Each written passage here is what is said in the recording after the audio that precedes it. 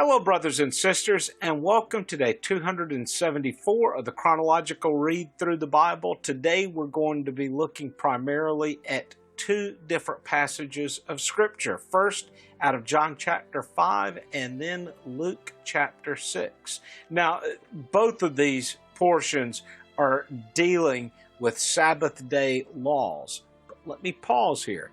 These are Sabbath day laws as according to man, or as according to the Pharisees. This is not something which was biblically commanded. So people do really good at putting up all these extra fence laws.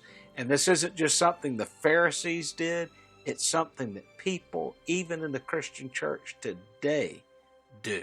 They set all these extra parameters and tell a person that they're in sin if they cross that line. A number of years ago, working with the Amish Mennonite community that was in Central America, they had very plain looking houses. They would not paint their house. And a new family who had moved into that community took some burnt motor oil or used motor oil and painted their house with it.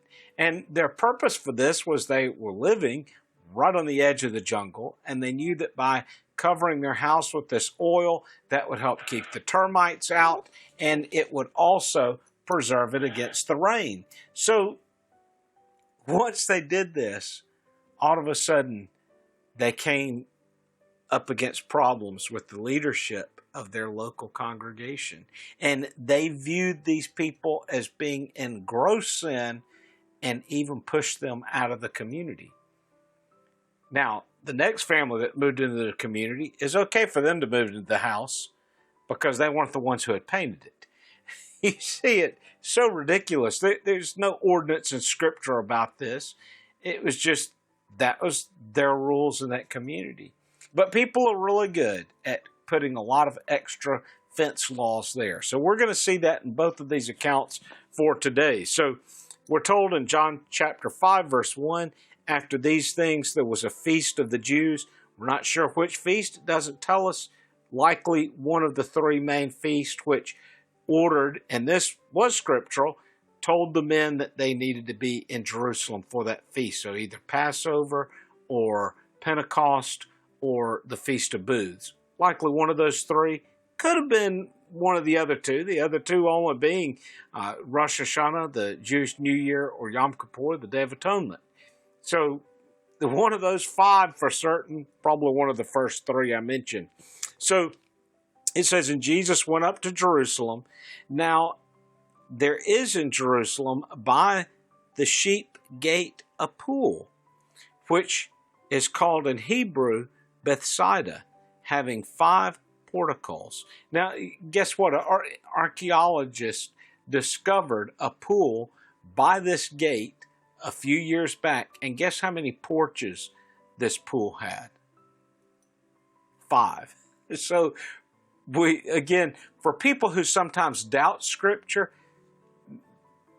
they found this pool, and it had 5 porches on it. So again, this is another one of these things that these people of the world should be dispelled when they come against Scripture acting like it's made up.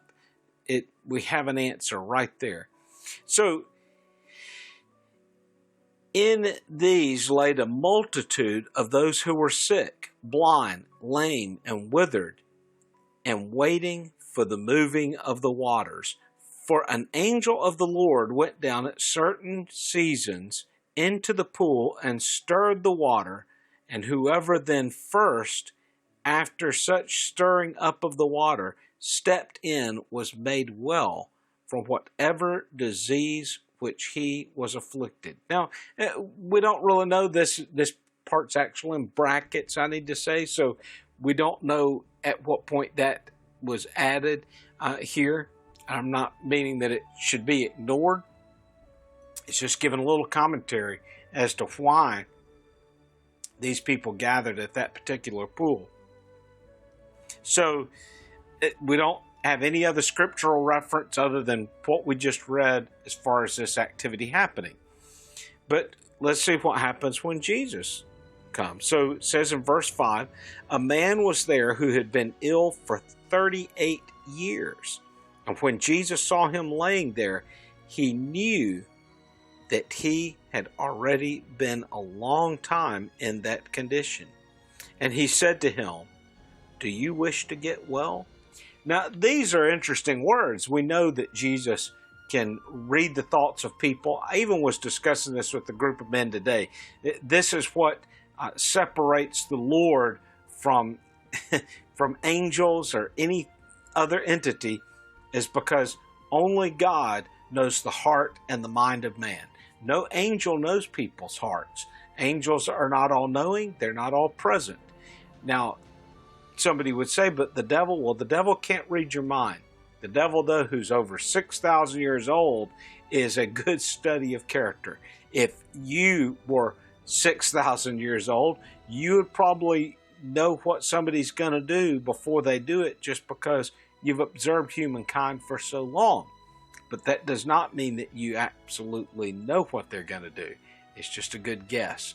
And yet the Lord was able to read the hearts and the minds of people. And we know this because already when I was addressing his first sermon in Nazareth, remember, he knows what the people are thinking, and he begins addressing that and answering that. And we'll see that happen a number of other times in Scripture.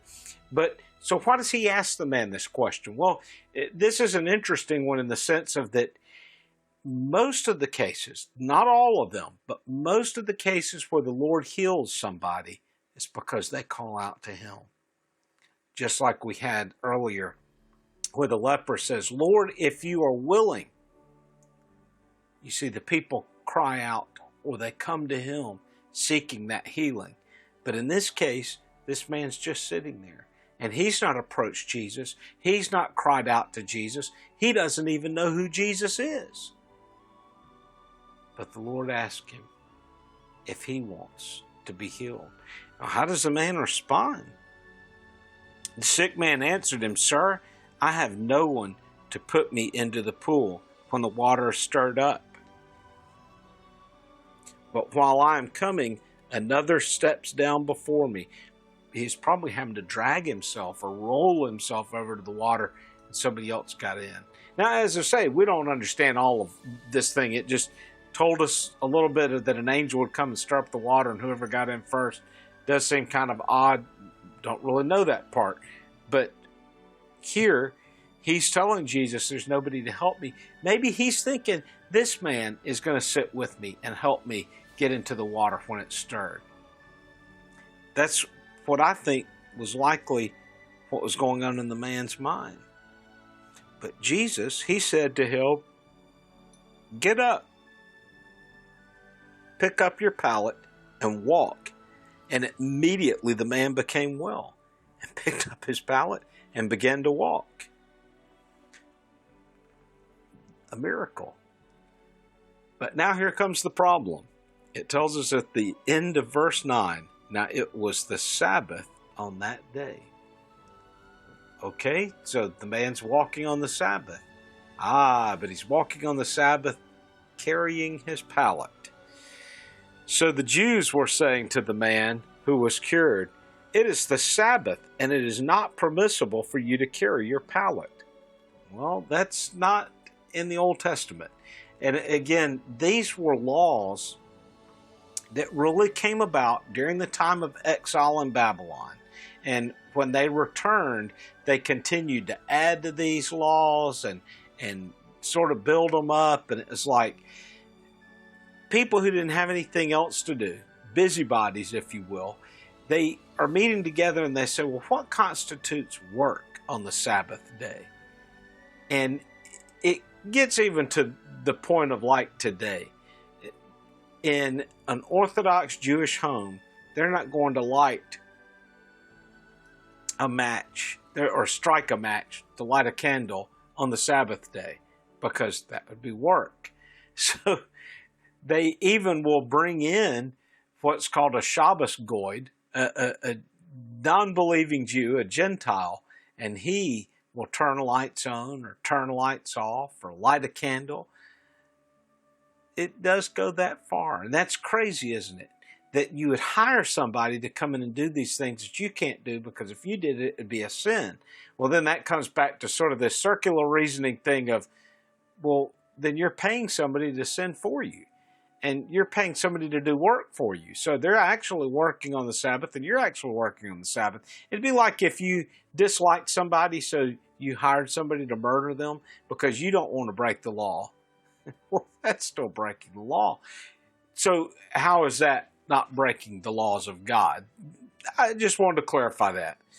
They would have been perfectly okay if this man had gotten a Roman to carry the mat. Just something to think about. That is sort of what the people are like. So, all right. So now this question comes up. Well, who healed you? Well, the man didn't know. Jesus had slipped away. He didn't know who had healed him. And it's not until later when the man meets Jesus at the temple that then oh, you're the one. And then he tells the people it was Jesus. Now, I wanted you, though, to catch a part of what Jesus tells the man is he tells him to not sin anymore, or otherwise he would end up back in the same condition. We understand that there's another time later where the disciples ask Jesus about another individual who sinned, this man or his parents, and Jesus said neither. The man is that way that he might glorify God through his healing. But this man, it would seem like, the way that Jesus addressed the situation, it would appear that he had done something at some point that had put him in that sickness, that had created that. Whether the sickness was a direct result of sin and that his sin had brought about the sickness, or whether God had put the sickness upon him because of the sin. That I couldn't tell you. But it is interesting to see how that is laid out there. So the Jews are all worked up about Jesus now having told this man to pick up his mat and carry it on the Sabbath day. You must not be a very good rabbi because you're telling people to sin. It reminds me of some years ago when I was in Rio de Janeiro. It was a Saturday morning, and I decided I wanted to go to the synagogue of Rio. And so I went to the synagogue, like normal event that happens, at least to me, and it's sort of reminiscent of when even Jesus is in Nazareth and he's called up to read from the scroll. Well, oftentimes when I would go to a synagogue, I would be called up to say the prayer or the blessing over the Torah portion or the reading of the scriptures for that day. And so I went up and I canted out, I sang out the reading or the prayer for the reading of the Torah. And so after my time at that synagogue that morning, the rabbi walks up to me and we had a good conversation, and he asked me how much longer I was going to be in town for, and I told him, and he's like, well, I'd love to talk to you some more. And I said, well, can you give me your phone number? Well, of course. He then asked me, how good's your memory? Well, because I wasn't allowed to write the phone number down, I made the mistake. I really hadn't thought this through at that point. I didn't realize how orthodox this was. I was used to being around more of conservative congregations that weren't as legalistic, if you will. And I asked him if he had a business card, and he's like, oh, I do, but I can't carry one with me on the Sabbath. Now, that, of course, knocked me down a few notches in his book. But that's when he asked me how good my memory was, and he gave me his phone number. And my memory wasn't good enough to remember it to even write it down once I left the synagogue. But I just want to show you that picture to say that is still alive and well in this day and age. And yet, to me, honestly, it would be greater work having to memorize a phone number than if you just hand me a business card with the number already on it. honestly. So that would have definitely taken my mind away from the things of the Lord, having to sit there and remember this number. But clearly, there were people that are capable of doing that. So this brings us to the next portion of today's reading, which is out of Luke chapter 6. And Luke chapter 6, I have to say, for some reason, this is always, and it's told in a couple of the other Gospels as well, but it's always one of the most humorous events to me. Partly just, I can't get out of my mind a childhood television show that I used to see, and that was Hee Haw. And here's Jesus, picture if you will, Jesus and the disciples walking through a wheat field. And I don't know if you've ever done this. If you've never done it, I encourage you to have this experience at some point in your life. The first few times I had the experience, it was literally from wheat that had sprung up next to my bird feeder. That it was a part of the bird seed that had fallen to the ground, and wheat had sprung up from it. And one day, as I was standing out looking at the wheat, I thought about this story. And so I picked the grain of wheat, I rolled it around in my hand, I blew away the chaff, and I popped the seeds into my mouth, and the flavor and the taste of it was outstanding. I would never have thought that just raw wheat seed would taste so good. Once you kind of, it's first a little gooey, and then once really started eating into it, it was sweet. I loved it. I would love to do it again. But every bit of that was exactly what the disciples did. And the law allowed this. It didn't even have to be their wheat field, didn't have to be a friend's wheat field. They didn't have to have permission to be picking the wheat. The law of God allowed them to be walking through that field and pick and eat that wheat. But the added laws of man considered that to be work, because they're harvesting and they're now milling it and they're blowing away the chaff. They're doing 3 complete different types of work as far as the Pharisees were concerned. But here's what I picture that's funny about this, is here's the disciples walking through the field, innocently eating seeds of wheat. They're not baking it. They're not harvesting it to take it to the market and sell. Actually, the law would not have allowed that. You can only eat in the field as you're walking through it, and you're not allowed to take any out. But as they're doing this, it's almost like up out of the middle of the wheat field pop the Pharisees. Oh, you can't do that. Now, the scripture doesn't actually have them popping up out of the field, but that's how I always picture it, because we don't have them walking along with them. We're not even told that we're following them. It's just like all of a sudden, out of the middle of the wheat field pops Pharisees, and they start accusing them of breaking the law of God. Jesus challenges them with David having done this very thing, the King of the Jews, having not necessarily harvested, but eating not only the consecrated bread, but giving it to his soldiers as well. And this is the perfect picture of this. Here is Jesus, the Son of David, and his mighty warriors. And they are eating wheat out of a field. But David ate the bread which was consecrated to God. And that wasn't a sin. So how is it a sin for Jesus and his disciples to do what they're doing? Well, brothers and sisters, there's always going to be people. There's always going to be Pharisees. There's always going to be those who want to pull you down. And that's exactly what they're doing for Jesus. It is as if these Pharisees are walking around waiting to see what infraction they can pin upon Jesus and his disciples.